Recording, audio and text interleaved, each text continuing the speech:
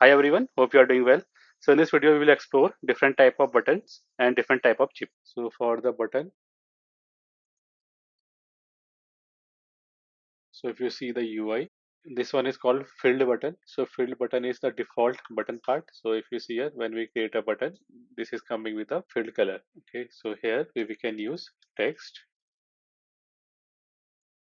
So this particular button is used as a primary action. So where we want to perform some action from the user. So next will be called filled tonal button. We will go to this particular card and here add a tonal button, and inside this button you can just copy this text and call it tonal. Okay, now you can see this tonal button. So next will be our outline button. Currently we have set its height to 100 dp. We can just increase its height to 150 dp, and here you can use the outline button.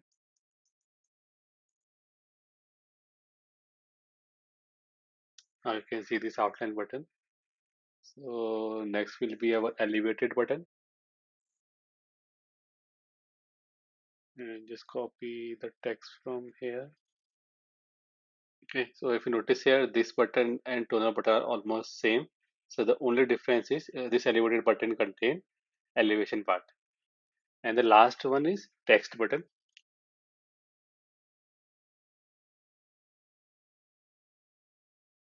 Okay.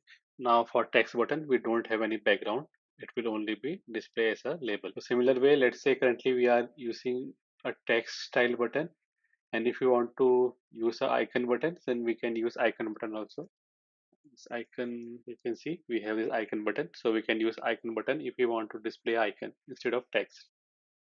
So now last part is how we can use a chip. As we have seen for cards, we have different category, and button we have a different category. Similar way for chips, we have a different category.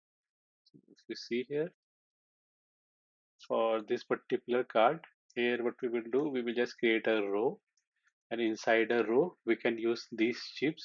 First is called assist chip.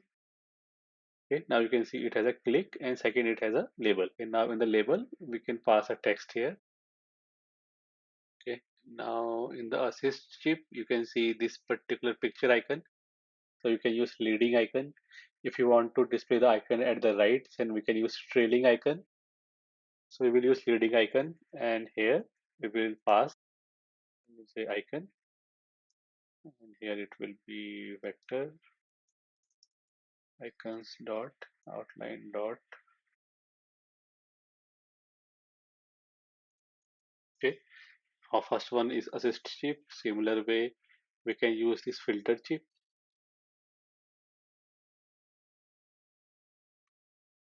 Okay, so now you have noticed like we are receiving an error because for filter chip we need to define the state, like this is selected or unselected. So we can just use selected here. The next error we receive, this is an experimental chip. So what we will do, we will just use experimental notation. Okay, now you can see this chip and it has a background when it is selected. So when we mark it selected as false, so the background will be in lighter color. Okay, now you can see these two look like similar. And next one is input chip.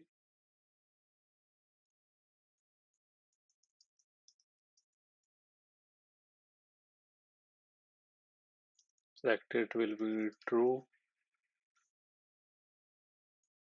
on click, and last will be label. So for this label we can again add a text. So this is the input chip, and last part is session chip.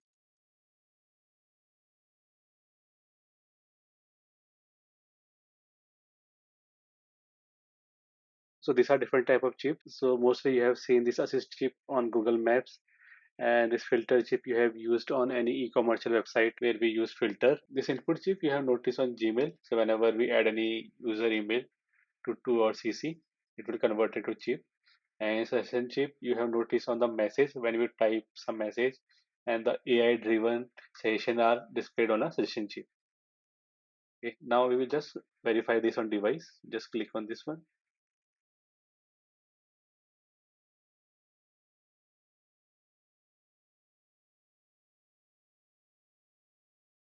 So this way we can create these type of different element, and based on our need we can use these different components.